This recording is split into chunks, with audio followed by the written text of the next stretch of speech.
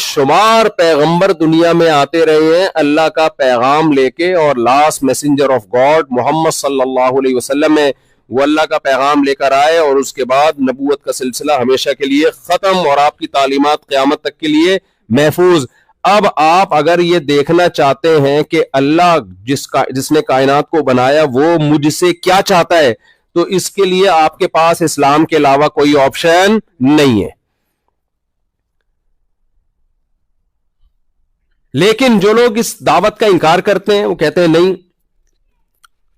وہ کیا کہتے ہیں؟ وہ کہتے ہیں کیوں بھائی, اللہ نے, اور یہ آج سے اعتراض نہیں ہو رہا, جب نبی صلی اللہ علیہ وسلم نے دین کی دعوت دی, حضرت موسیٰ نے دین کی دعوت دی, حضرت عیسیٰ نے دین کی دعوت دی, تمام پیغمبروں پر ایک اعتراض تھا کامن.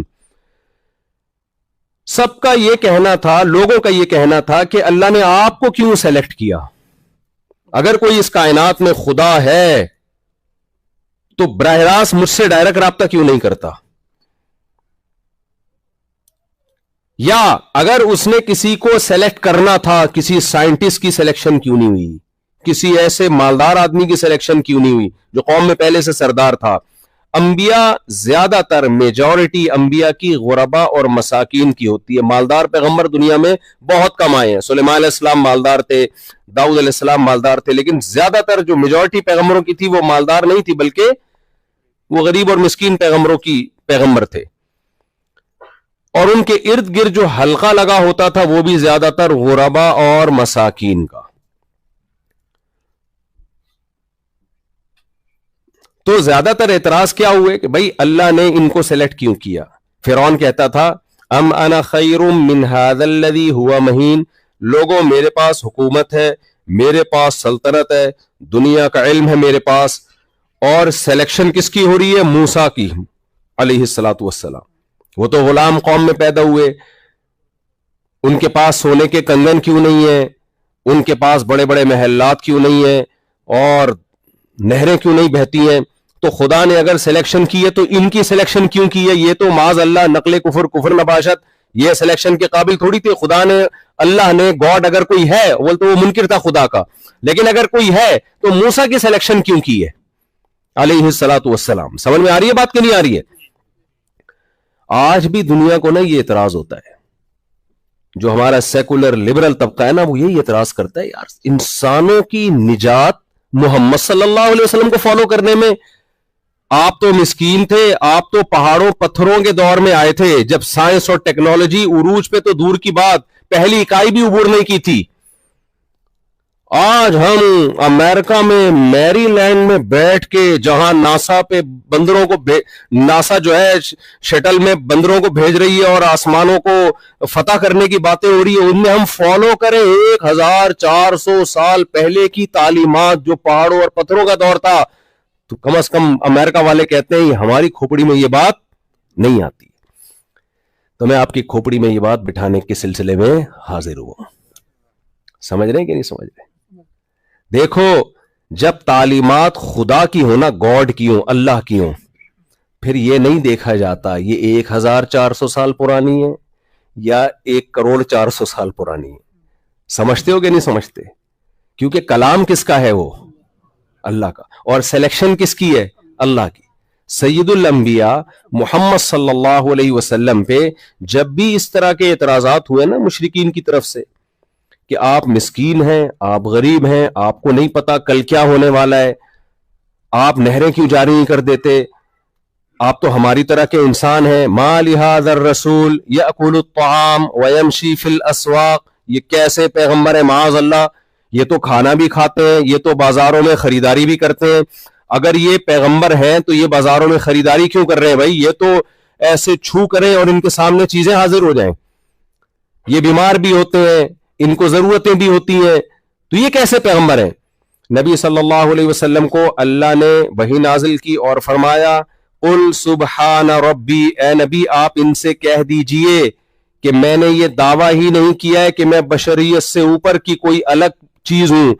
سبحان ربی, ہر عیب سے پاک میرا رب ہے. وہ کچھ کرنے میں نہ اسے بھوک لگتی ہے, نہ اسے نیند آتی ہے, نہ اسے اونگ آتی ہے, نہ وہ روزی کا محتاج, کسی چیز کا وہ محتاج نہیں ہے, وہ رب ہے. میرا دعویٰ یہ نہیں ہے کہ میں بشر سے الگ کوئی مخلوق ہوں, میرا دعویٰ یہ ہے الکنت الا بشرا رسولا, مجھے اللہ نے انسانوں میں سلیکٹ کر لیا ہے اللہ کا پیغام لوگوں تک پہنچانے کے لیے. تو اس سلیکشن پہ اگر تمہیں کوئی اعتراض ہے کہ اللہ نے کیوں سلیکٹ کیا, اس اعتراض کا جواب مجھ سے مانگو. یہ مت, میں نے خدائی کا دعویٰ تھوڑی کیا ہے,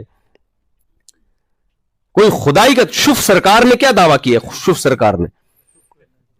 سرکار کا کہنا ہے کہ بھائی میں لنگڑوں کو سیدھا کر دیتا ہوں. شف سرکار کا یہی کہنا ہے نا, میں یوں کرتا ہوں, چھو کرتا ہوں. ہمارے الیکشن جب ہو رہے تھے, دیکھو آپ الیکشن جب ہو رہے تھے نا, ایسے یوں کر چھو ایک دم. شف سرکار نے پھونک لگائی, ایسی ایسی جگہ سے لوگ جیتے جہاں سے کھڑے ہی نہیں ہوئے. یہ کس کا کمال تھا؟ شف سرکار. ہمارے یہاں بھی ایک شف سرکار ہے, ایک تو وہ والی ہے نا شف جو پھونکے مار رہی ہے, بہت زبردست قسم کی شف سرکار ہے ہمارے, پورا سیٹ اپ ایک دم الٹا دیتی ہے وہ. خیر, تو